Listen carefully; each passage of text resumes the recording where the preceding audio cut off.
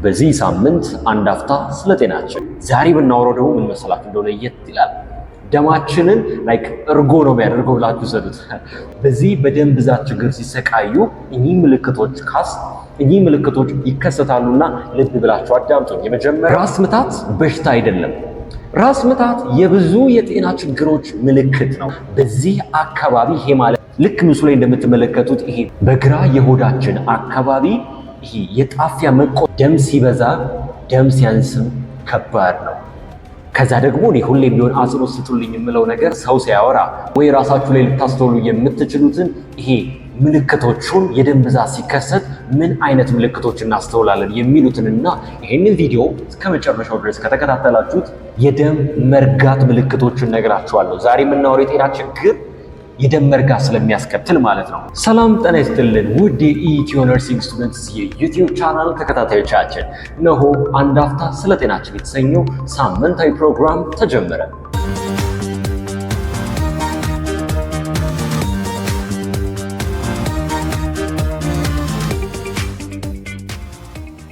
በዛሬው የአንድ አፍታ ስለ ጤናችንን የኢትዮ ነርሲንግ ስቱደንትስ አባሎች ያዘጋጁላችሁና ሳምንቱን ጠብቆ እንዲደርስ ያቀረቡላችሁ የጤና ችግር ዛሬ ብናወራው ደግሞ ምን መሰላችሁ እንደሆነ ለየት ይላል።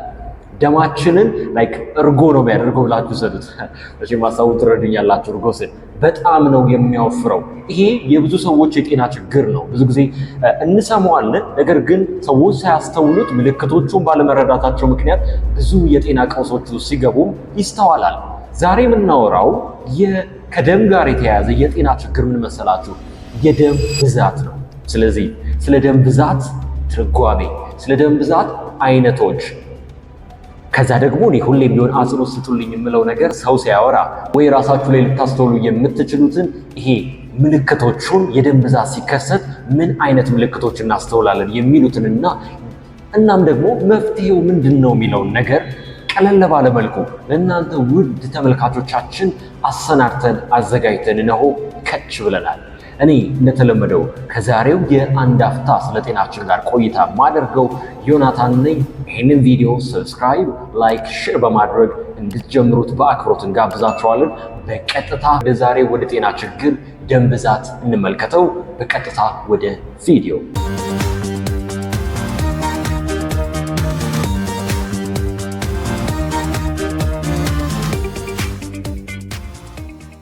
ስለዚህ ዛሬ ልንነጋገር የወደድነው ከደም ጋር የተያያዘው ችግር ምንድነው አልኳችሁ። እንግዲህ በመግቢያችን ላይ እንደጠቀስኩላችሁ ደም ብዛት ነው። ተመልከቱልኝ እዚህ ጋር ብዙ ጊዜ የምንሰማው ይሄ ደም ማነስ አለ አይደል? ደም ማነስም ደም መብዛትም ችግር ነው። ደም ብዛት ደግሞ በጣም እየበዛ ይገኛል በተለያዩ ምክንያቶች ማለት ነው። ስለዚህ የደም ብዛት ችግርን ከትርጓሜው እንጀምራለን። የደም ብዛት ማለት ምን ማለት ነው? ሰውነታችን ጤናማ የሆነ ነገር ነው የሚፈልገው።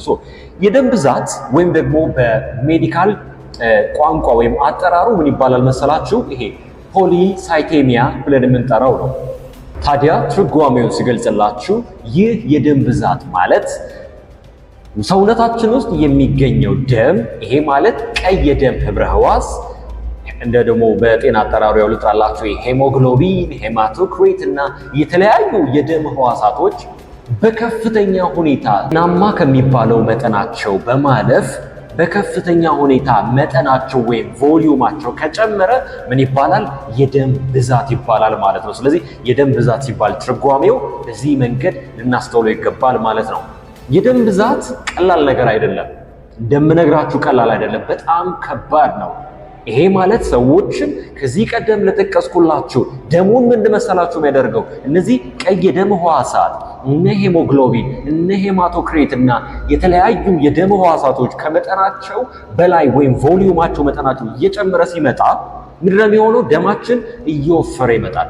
ከዚህም ጋር ተያይዞ ደማችን ሲወፍር ከዚህ ቀደም የጠቀስኩላችሁ እንደነ ስትሮክ የሚባለውን በሽታ፣ ይሄ ብቻ አይደለም ብዙ የጤና ችግሮች ኢቭን መጀመሪያ ራሱ የገለጽኩላችሁ ታስታውሱ እንደሆነ ይሄ የጥልቅ ደም ስር ውስጥ የሚከሰት የደም መርጋት በሽታ ብዬ ወይም ደግሞ ይሄ ዲፕ ቬን ትሮምቦሲስ ዲቪቲ ላይ የገልጬላችኋለሁ አይደል? ከነዚህ ሁሉ የጤና ችግር ጀርባ እንደ ምክንያትነት ሊጠቀስ ይችላል ማለት ነው። ዛሬ እያወራን የምንገኘው የደም ብዛት። እዚህ ጋር አንድ ፖይንት ደግሞ ግልጽ እናድርግ። መቼም ኢትዮ ነርሲንግ ስቱደንትስ የዩቲዩብ ቻናል ለተመልካቾቻችን ነገሮችን ግልጽ እያደረገ መሄድ ይወዳልና መቼም ደም ብዛት ስል ደም ማነስ ስል ከግፊት ጋር እንደማታያይዙ ተስፋ አለኝ። ግፊት አውርቻቸዋለሁ ከዚህ ቀደም ሊንኩ ላይ ገብታችሁ መመልከት ትችላላችሁ። የደም ግፊትና የደም ብዛት ይለያያሉ። የደም ማነስም ይለያያል። ፍጹም የተለያዩ ነገሮች ናቸው። ምንም አይገናኙም።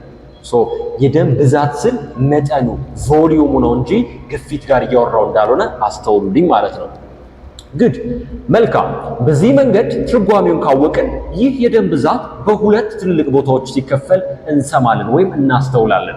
የመጀመሪያ ደረጃ የደም ብዛትና ሁለተኛ ደረጃ የደም ብዛት ወይም ደግሞ በሜዲካል አጠራራቸው ፕራይመሪ ፖሊሳይቴሚያ እና ሰከንደሪ ፖሊሳይቴሚያ ተብሎ ይገለጻል። የመጀመሪያ ደረጃ የደም ብዛት ወይም ደግሞ ፕራይመሪ ፖሊሳይቴሚያን እንመልከተው። የመጀመሪያ ደረጃ የደም ብዛት ማለት ችግሩ የተያዘው ከምን ጋር መሰላችሁ?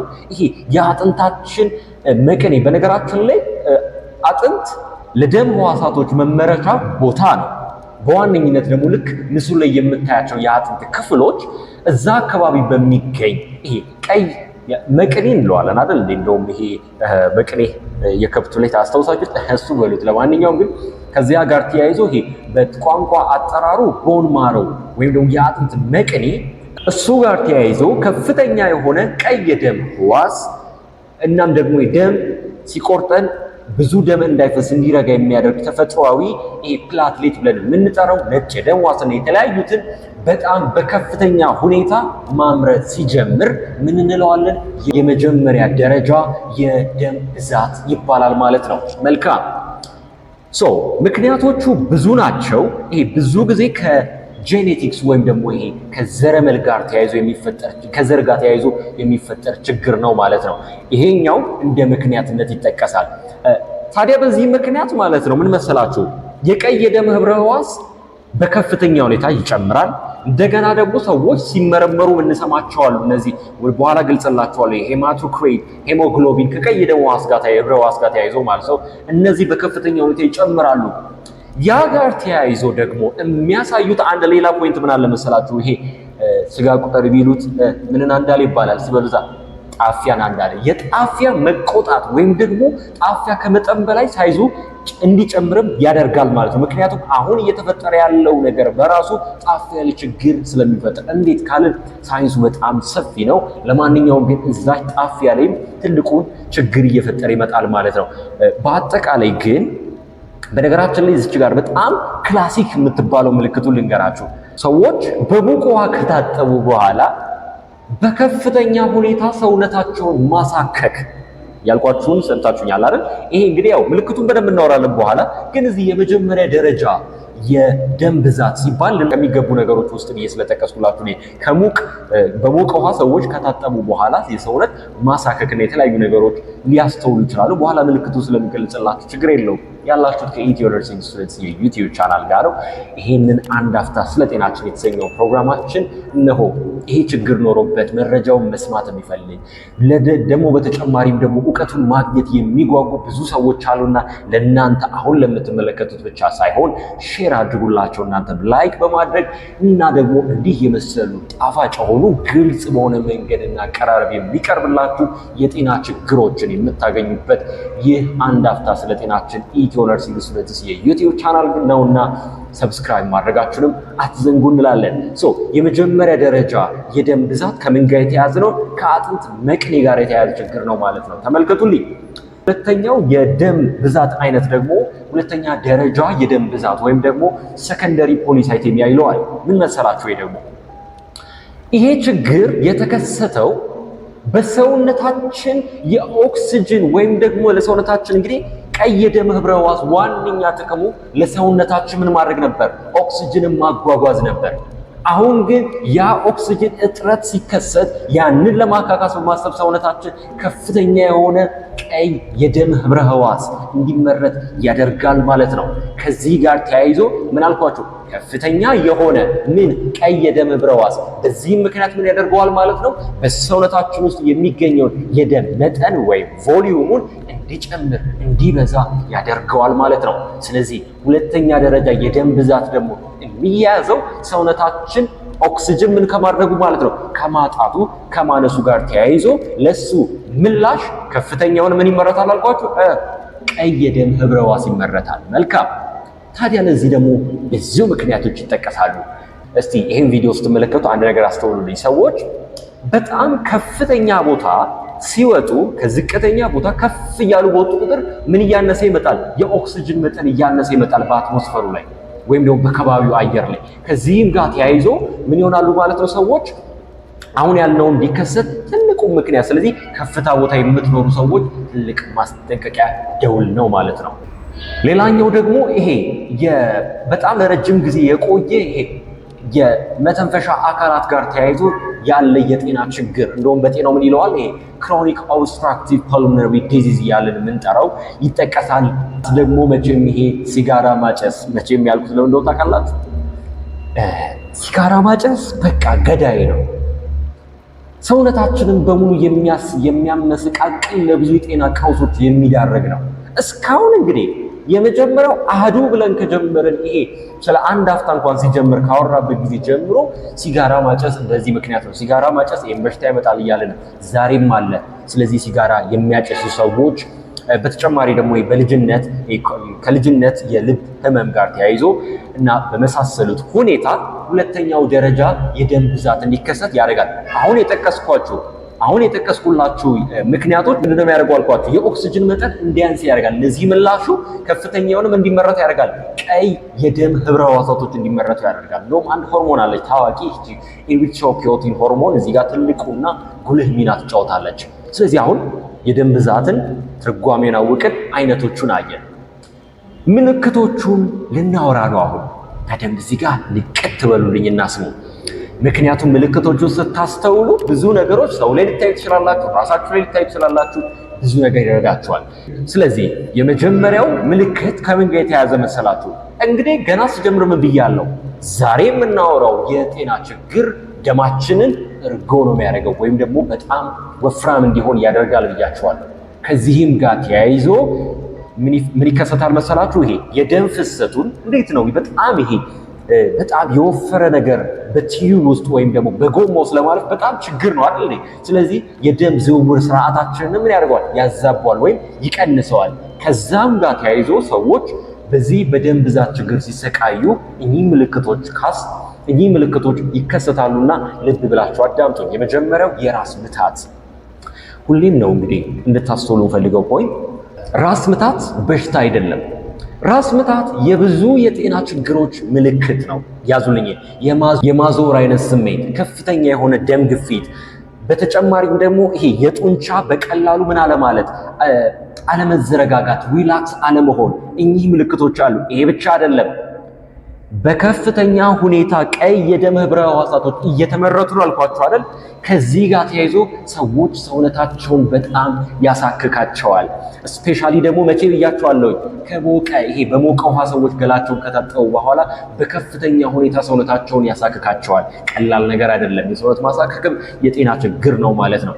አሁን ደግሞ ከምናወራው ጋር በተጨማሪ በዚህ አካባቢ ይሄ ማለት ልክ ምስሉ ላይ እንደምትመለከቱት ይሄ በግራ የሆዳችን አካባቢ ይሄ የጣፊያ መቆጣት ስለሚከሰት እዛ አካባቢ ላይ ህመም ይሰማቸዋል ማለት ነው። በተጨማሪም ይሄ እጆቻቸው አካባቢ፣ እግሮቻቸው አካባቢ የሚያንገበግብ አይነት የማቃጠል አይነት ስሜት ይሰማቸዋል ማለት ነው። ይሄ ብቻ አይደለም። የመጨረሻ ደግሞ የምጨምርላችሁ ደማችን በጣም እየወፈረ በመጣ ቁጥር የደም መርጋት በሽታ በሰውነታችን ውስጥ አግባብ ያልሆነ ጤናማ ያልሆነ የደም መርጋት በሽታ እንዲከሰት ትልቅ ምክንያት ስለሚሆን ይሄ በቀደም የነገርኳቸው ይሄ ማለት የዲቪቲ ላይ የተነጋገር ነው። በጥልቅ ደም ስር ውስጥ የደም መርጋት በሽታ እንዲከሰት ያደርጋል። ፕላስ ደግሞ ድንገተኛ የሆነ ሰዎች የልብ ህመም እንዲጋለጡ ይሄ የልብ ጡንቻን መድከምን በማስከተል ከባድ የጤና ቀውስ የሚፈጥር ነው። አስተዋላችሁልኝ? የደም ብዛት ቀላል ነገር አይደለም። ደም ሲበዛ ደም ሲያንስም ከባድ ነው። ደም ሲበዛ ደግሞ የሚያመጣውን ጦስና ጣጣ ይኸው እየነገርኳችሁ እገኛለሁ ማለት ነው። እነዚህን ከላይ የነገርኳችሁ ምልክቶች የምታስተውሉ ወይም የሰማችሁ ራሳችሁ ላይ ያያችሁ ከሆነ ከባድ የማስጠንቀቂያ ደውልና ምልክቶች ናቸውና ወደሚመለከተው የጤና አካባቢና ተቋም ሄዳችሁ ራሳችሁ እንድታስተውሉና እንድትከታተሉ እመክራችኋለሁ ማለት ነው። በዚህ መንገድ ከተከሰተ ምርመራዎች ይካሄዳሉ። ምርመራዎች ሲካሄዱ በከፍተኛ ሁኔታ ይሄኛው የቀይ ደም ህብረ ሕዋስ ጨምሮ ይገኛል። ሌላ ደግሞ እንዲህ ሲባል ትሰሙታላችሁ። ያው ይህንን ቪዲዮ እንግዲህ የጤና ባለሙያ ላይ ይችላል፣ እንደገና ደግሞ በተለያየ የሙያ ዘርፍ ውስጥ የምትገኙ ሰዎች ልታዩ ትችላላችሁና ስትሰሙ ቃሉ አዲስ እንዳይሆንባችሁ ነው። ላይክ ለምሳሌ እንደነ ሄሞግሎቢን፣ ሄማቶክሬት የሚባሉ ምርመራዎች ይሰራሉ። እነዚህ ምርመራዎች ሲሰሩ ይጨምራሉ በከፍተኛ ሁኔታ ማለት ነው። ሌላው የኢሪትሮፖየቲን ሆርሞን ወይም ኢፖ ይጨምራል ማለት ነው። ነገር ግን ይሄኛው የሚጨምረው መቼ መሰላችሁ? ሁለተኛ ደረጃ የደም ብዛት አይነት ላይ ነው። የመጀመሪያ ደረጃ የደም ብዛት አይነት ላይ ግን ይቀንሳል ወይም ደግሞ ኖርማል ሊሆን ይችላል ማለት ነው። ታዲያ ወደ መፍትሄው ጋር ደግሞ እንምጣ። ያላችሁት ከኢትዮ ነርሲንግ ስቱደንትስ ጋር ነው። መፍትሄው ጋር ደርሰናል። ይህን ቪዲዮ ሰብስክራይብ አድርጋችኋል። ካላደረጋችሁ ሰብስክራይብ፣ ላይክ፣ ሼር ማድረጋችሁ አትዘንጉት። ስንቀጥል መፍትሄው ጋር ደረስን። ትርጓሜውን አወቅን፣ አይነቱን አወቅን፣ በምን ይመረመራል፣ ምንድነው መፍትሄው ካላችሁ ደግሞ እነሆ ይኸው።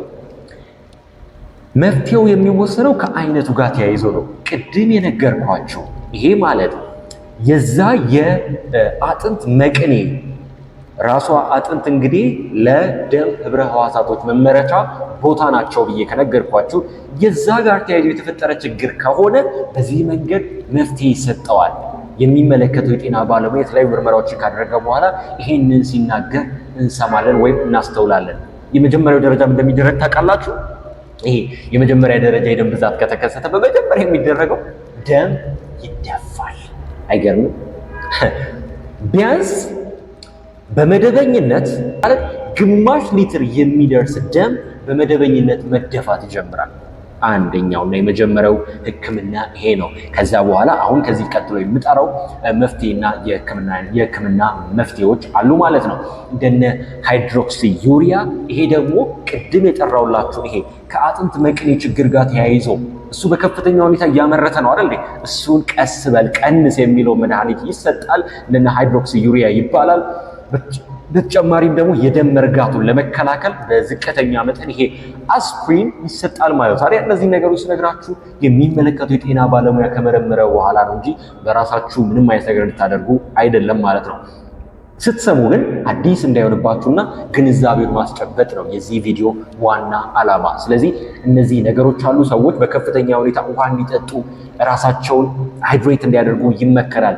ያንን የወፈረውን በከፍተኛ ሁኔታ ስለሚረዳ ማለት ነው፣ ያንን ለመቀነስ ማለት ነው ውፍረቱን። በተጨማሪም ሲጋራ ማጨስ ፍጹም እንዲያቆሙ ይመከራሉ ማለት ነው ሰዎች በዚህ በሽታ ሲጋለጡ። ይሄ ያወራነው ስለ የትኛው ነው? ስለ መጀመሪያ ደረጃ የደም ብዛት መፍትሄዎች ነው። ሁለተኛ ደረጃ የደም ብዛት ደግሞ ከተከሰተ ምክንያቱም ይሄ ማለት ኦክሲጅን በማጠሩ ምክንያት ብዬ ነገርኳችኋል። ስለዚህ ያንን ምክንያት ምን ማድረግ መፍትሄ መስጠት ያተኩራል ማለት ነው። እሱ ላይ ይወሰናል ማለት ነው መፍትሄው ምንድነው?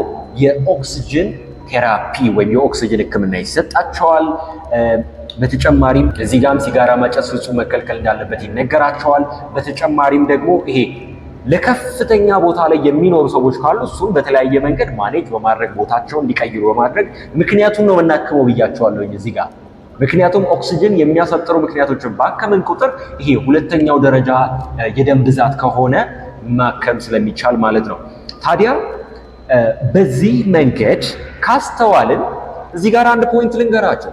ስለዚህ የደም መርጋት ምልክት እነግራችኋለሁ ብዬ እንደነበረው ቃል ነገባሁላችሁላ ይህንን ቪዲዮ ተከታተላችሁ ስለጨረሳችሁ እንደ ጊፍት ነው እንሰጣችሁ። የደም መርጋት እየተከሰተ ከሆነ የምናያቸው ምልክቶች፣ አንድ የደረት አካባቢ የሚከሰት ህመም፣ በድንገተኛ በሆነ መልኩ ትንፋሽ ማጠር፣ ድንገተኛ የሆነ ድካም። ይሄ ማለት ተንቀሳቅሰን ሳንሰራ ምን ሳንል ድካም አይነት ስሜቶች በተደጋጋሚ መሰማት፣ የደረት አካባቢ የሚከሰቱ ህመሞች፣ ለመተንፈስ መቸገር፣ እነዚህ ነገሮች ትልቅና የማስጠንቀቂያ ምልክቶች ናቸው። ለምን የደም መርጋት በሽታ እየተከሰተ ሊሆን ይችላል። ይሄ ተከሰተ ማለት የደም መርጋት በሽታ ተከስቷል ማለት አይደለም፣ ግን የማስጠንቀቂያ ምልክቶች ከሚባሉት ውስጥ ስለሚጠቀሱ ነው ማለት ነው። በዛሬው የአንድ አፍታ ስለ ጤናችን ቆይታ የደም ብዛትን በዚህ መንገድ ተመለከተው። በቀጣይ በሌላ የጤና ችግር እስከምንገናኝ ድረስ እኔ እንደተለመደው አብሬያችሁ ቆየሁት ዮናታን ነበርኩኝ። ይሄንን ቻናል ሰብስክራይብ፣ ላይክ፣ ሼር በማድረግ ቤተሰብ እንድትሆኑና እኚህን የመሰሉ ምርጥ የጤና መረጃዎችና ዕውቀቶች እንድታገኙ ጋብዛችኋለሁ። በቀጣዩ የጤና ችግር እስከምንገናኝ ድረስ ሰላም ቆዩልኝ። ባባይ